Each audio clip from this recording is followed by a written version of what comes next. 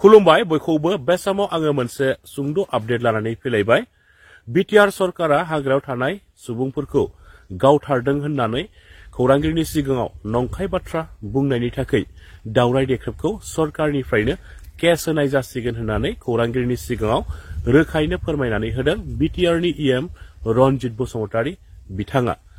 बिनि अनगायैबो बिटिआरनि इएम रनजित बसुमतारी बिथाङा खौरांगिरिनि सिगाङाव गोबां बाथ्रा बुंदों। नोंथांमोना बे भिडिअखौ जोबजासिम नायोब्ला गासै बाथ्राखौ नोंथांमोना आबुङैनो मोनथिनानै लानो हागोन। दा बिनि सिगाङाव आङो फंनैसो बाथ्रा बुंग्रोनो सानदों रायजोफोर। जोंनि बर' हारिनि दैदेनगिरिफ्राना गावजों गावल'सो मोसा, गावजों गावल'सो नेरलायनो हायो, गावजों गावल'सो सोनखारिलायनो हायो, गावजों गावल'सो दम होलायनो हायो, गावजों गावल'सो केस होलायनो हायो। नाथाय गुबुन हारिनि खाथियावब्लाना दाउसा फिसा बायदि गथ'थब जानानै सोलिनानै थाहैनांगौ जायो। जोङो बेफोरबायदि जाबोबाय थानायखौसो जोङो नुबोगासिनो दङ। बर' हारिनि दैदेनगिरिफ्रा गावजों गावल' सोनखारलायबाय थायोब्ला, गावजों गावल' केस होलायबाय थायोब्ला बर' हारिया गोजौ फारसे जौगालांनांगौआव बर' हारिया नै गुन फावसायनानैसो थालांगोन, उन जानानैसो थालांगोन। अब्ला हारिया मा जागोन? बर' हारिनि दैदेनगिरिफ्रा बेबायदि खौसेथि गैलायियावनो बर'फोरा दिनै बे थासारिजों मोगा मोगि जाबोनांगासिनो दङ।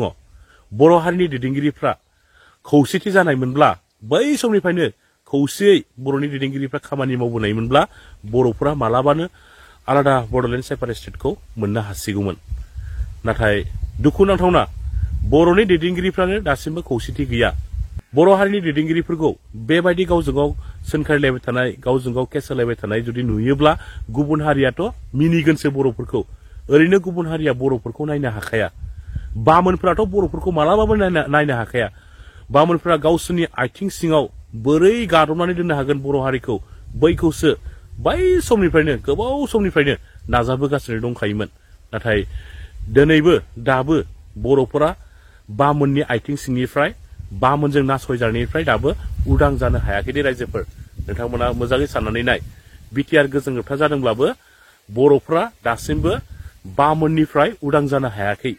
गुबुननि आथिं सिङावनो दाबो बर'फ्रा सोलिनानै थानांगौ जादों। बर' हारिनि दैदेनगिरिफ्रा खौसे गैलायनि थाखायनो दिनै बर'फोरा बेबायदि थासारिजों मोगा मोगि जाबोनांदों। बर' हारिनि दैदेनगिरिफ्रा खौसे जानायमोनब्लाना बर'फ्रा मालाबानो बेसेबा गोजौआवहाय आवगायलांसिगौमोन। थारैनो दुखुनांथावना जोंनि बर'नि दैदेनगिरिफ्रा गावजों गावल'सो मोसा, गावजों गावल'सो नेरलायनो हायो। सोरबा सासे दैदेनगिरिनि बा सोरनिबा गोरोन्थिखौ आसि थुनानै दिन्थिनानै फोरमायनानै होनायावहाय मा दाय दङ रायजोफोर? नोंथांमोना कमेन्ट खालामलाय। सोरनिबा गोरोन्थिखौ आसि थुनानै दिन्थिनानै बुंनानै होब्लाबो जुदि दायनिगिरि जायोब्ला, अब्ला हारियावहाय गोरोन्थिखौ नुनानै बुंनानै होग्रा सोर ओंखारबावगोन? सोर ओंखारगोन बिदिब्ला बर' हारिया थांनानै थागोनसो। रायजोफोर कमेन्ट खालामनाय नोंथांमोना मा सानदों? भिडिअखौ जोबजासिम नायनानै लाग्रोदो। मैयानि साना 6 मार्च 2025 मायथाइया जोंनि बड'लेण्ड हालामनि थाखाय जारिमिनारि मोनसे सान जानानै थाबाय।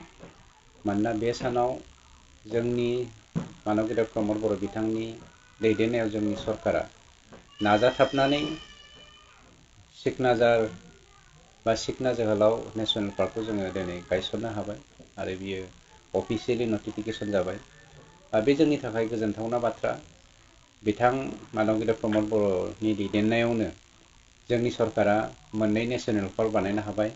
2021 मायथाइनि 5 जुन खालि जोङो रायमना नेसनेल पार्कखौ गायसननो हादों आरो दिनै मैयानि अक्ट'आवहाय 2025 मायथाइनि नैबे 6 मार्चआव जोङो सेकेन्ड नेसनेल पार्कखौ गायसननो हाबाय। गतिके खोब रंजाथावना बाथ्रा बे जोंनि थाखाय आरो बेयो जोंनि बर' हारिनि थाखाय, बिटिआर बासिनि थाखाय मोनसे बोर जानानै थासिगोन। थांनाय माखासे सिगां नेसनेल पार्क फोसावजाखांनायनि उनावबो जोंनि रायजो राजाफ्रा बेवहाय इलिगेलि मोनसे इनक्रोचमेन्ट खालामदोंमोन। बेखौ लानानै नोंथांमोना रायजो राजाखौ खावलायनायजों फैफिननो खावलायदोंमोन। नाथाय ससियेल मिडियाआव जों नुदों जे एभिक्सन खालामनायनि बाथ्रा बायदि बायदि सोंखारिनायखौ जों नुदों। इभिक्सन आरो इजेक्सन बेवहाय मोननै सोदोब दङ। जोङो जाय मानसिफ्रा बिपिएफनि थुनज्लायनायावहाय हाग्रा बंग्रा धंस खालामनानै दिनै बिटिआरखौ फोजोबस्रांनायनि थांखि लादों। बेफोरबायदि मानसिफोरनि थुनज्लायनायनि थाखायनो दिनै हाग्राया जोबस्रांलांदों आरो बिथांमोनखौ बुजाय आजाय दिनै जोङो लाबोफिननो हागासिनो दङ। मैया जोङो बे नेसनेल पार्कनिफ्राय 28टा न'खरखौ जोङो लाबोनानै गुबुन जायगायाव रिहेबिलिट खालामनायनि थाखाय बेबस्था लाबाय। बिनि सानसे सिगां 40 न'खर, बिनि सानसे सिगां 33 न'खर आरो दिनैबो गोबां न'खरा बेवहाय ओंखारख्लायबोगोन आरो बिथांमोननि राहा लामानि थाखाय हा गैयै मानसिफोरनो हा होनायनि राहा लामाखौ जोङो बानायगासिनो दङ।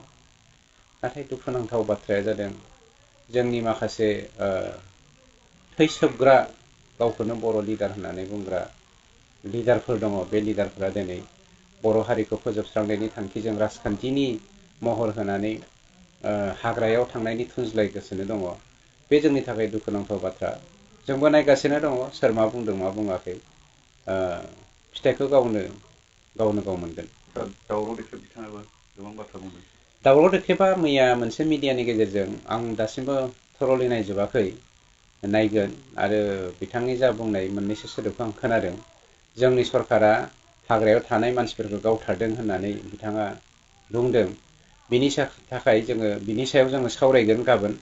जोङो अफिसियेलि सावरायगोन। अफिसियेलि सावरायनानै अफिसियेलि बिथांनि सायाव जोङो मा होगोन केस होगोन बेखौ जोङो थिरांथा लागासिनो दङ सिङाव।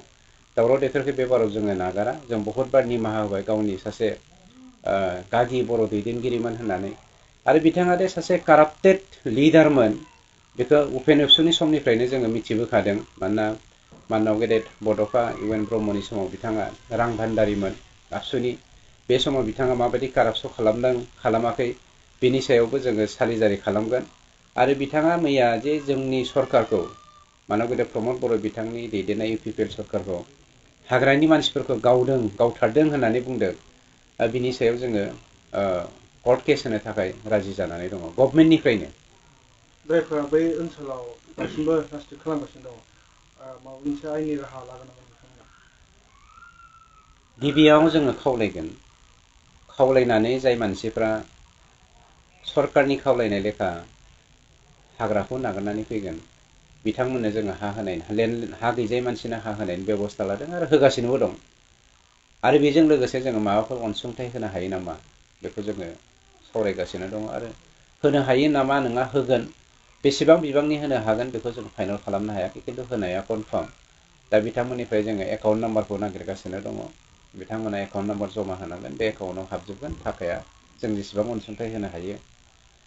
बेनिफ्राय जायफ्रा फैया बिनि सायाव नेसनेल पार्क जानायनि उनाव काउन्सिला बेवहाय आखाइ थाया। बेखौ प्रटेकसन होनायनि दायथ'आ स्टेट गभर्नमेन्ट आरो सेन्ट्रेल गभर्नमेन्टनि आखायाव थागोन। स्टेट गभर्नमेन्ट सेन्ट्रेल गभर्नमेन्टआ फरेस्टनि आयेन बायदि बिथांमोननि सायाव मा एक्सन लानांगौ लागोन। आरो बै समाव जोंनि बिटिसि सरकारखौ दुसिनो मोननाय नङा। बिथांमोना जोंनो हा होयिनि थाखाय जों बिदि बेबस्था लानो गोनां जादों होननानै बदनाम खालामनो मोननाय नङा। बेखौ दिनै नोंथांमोननि मिडियाजों आं रेकर्ड हिसाबै बे बाथ्राखौ जनसाधारननि खाथियाव फोरमायथिना होनाय जाबाय। सुलुंनिफ्राय मिथिनो मोनदों जे हेंथा दोलोनि सोद्रोमाफ्रा बै जायगायाव थांनानै हेंथा दोलोनि मानसिफ्रानोथ' थुलुंगा होगासिनो दङ। आरो दावराव देख्रेबा लाजिदोंना लाजिबाखै, गाव सासे बिपिएफनि एडभाइजार बियो हाग्रामाया दे गावनि बिहावनि नामाव 150 बिगा फरेस्ट रिजार्भ फरेस्टखौ डिस्ट्रय खालामनानै साहा बागान खालामदों। दावराव देख्रेबा बिनि सायाव मानो बुङाखै? प्रमिला रानिया जे गावनि गुबुन सासे मानसिनि नामाव, प्रमिला रानिनि नामाव नङा गुबुननि नामाव, बेबो जोंनाव रेकर्ड दङ। वाइल्ड लाइफ मा होनो चक्रशिला वाइल्ड लाइफखौ धंस खालामनानै साहा बागान बानायदों।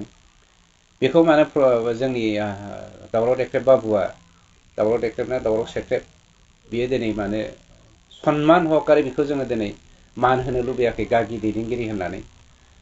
आरो दावराव देख्रेब बायदि सासे गोसो देख्रेबख्रेब गोसोनि मानसिया देरहासारा जे 13टा साहा बागान बानायदों हाग्राखौ धंस खालामनानै, बिनि सायाव मानो बाथ्रा बुङाखै? लाख लाख बर' फिसाया हा गैजाया, खिन्थु लाख लाख बिगा हाखौ दिनै बिपिएफनि लिडारफ्रा डिस्ट्रय खालामनानै साहा बागान राबार बागान बानायदों। बिनि सायाव मानो बाथ्रा बुङाखै? बे बेसेबां माने हारि सिबिसुला दावराव देख्रेब बायदिया बावहायनो मिथिनो हायो। गतिके हारिनि थाखाय बिथाङा सासे पापनि थान्दैसो। सावनि थान्दै पापनि थान्दै होनोब्ला जों दावराव देख्रेबखौ बुंनांगोन।